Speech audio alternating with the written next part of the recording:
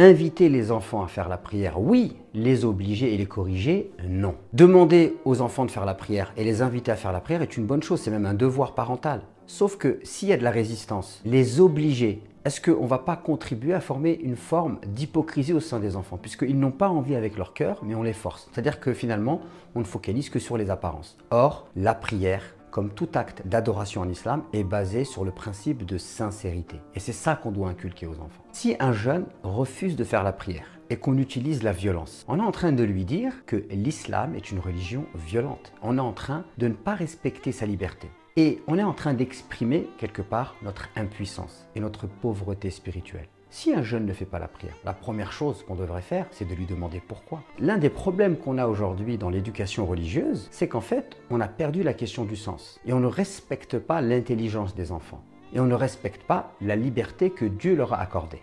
Je pense qu'en tant que parent, si on veut transmettre la religion à ses enfants, qu'est-ce qu'on doit faire? Eh bien, on doit leur parler des avantages de la religion, des bienfaits de la religion. On doit leur présenter la religion en respectant l'esthétique, la beauté de la religion, la profondeur, la spiritualité, l'éthique, les valeurs morales. On doit aussi les aider à trouver leur propre source de motivation pour se parfaire et se développer spirituellement parlant. Je vous rappelle qu'il y a deux types de motivation. Il y a la motivation qui est extrinsèque et la motivation qui est intrinsèque. Par exemple, si je dis à mon fils, si tu travailles bien à l'école, je t'achète un vélo. Bien là, on a une motivation qui est extrinsèque, c'est-à-dire la cause de la motivation, elle est extérieure à lui. Et c'est une motivation qui est beaucoup plus faible et qui perdure moins longtemps dans le temps que si c'est lui qui trouve sa propre source de motivation. Et dans le domaine religieux, c'est exactement la même chose. Au même titre que nous, on a réussi à se développer spirituellement parlant, on doit les accompagner à trouver leur propre source de motivation. On doit les nourrir spirituellement parlant. Et quand on parle de la prière, on doit leur permettre de développer une vision, une perception de la prière qui soit belle.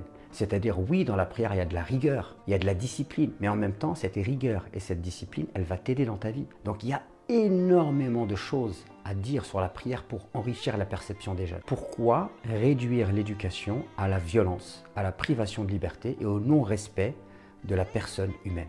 Est-ce que vous pensez réellement que c'est l'islam qui veut ça? Mais si c'est ce que vous pensez, alors sachez que vous êtes en train de déformer la réalité du message coranique et la réalité de l'approche prophétique. Et d'ailleurs, quoi de plus beau que d'accompagner quelqu'un dans son cheminement spirituel et lui permettre de trouver ses propres raisons qui vont le pousser à s'enraciner dans la pratique religieuse. Chante ce refrain qui te plaît et tu tapes, c'est ta façon d'aimer.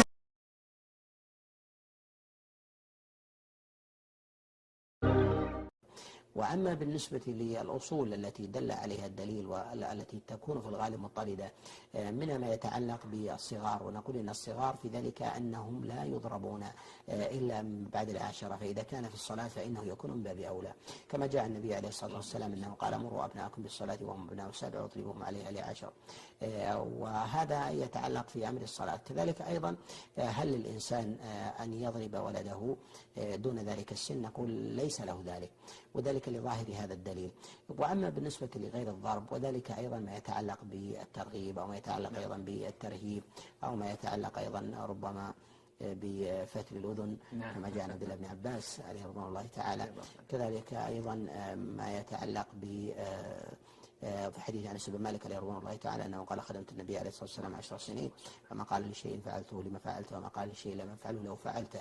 وهذا فيه اشاره الى ان النبي عليه الصلاه والسلام ما كان يضرب صبيا وكان صغيرا من جهه انس بن مالك، فكيف في من دونه؟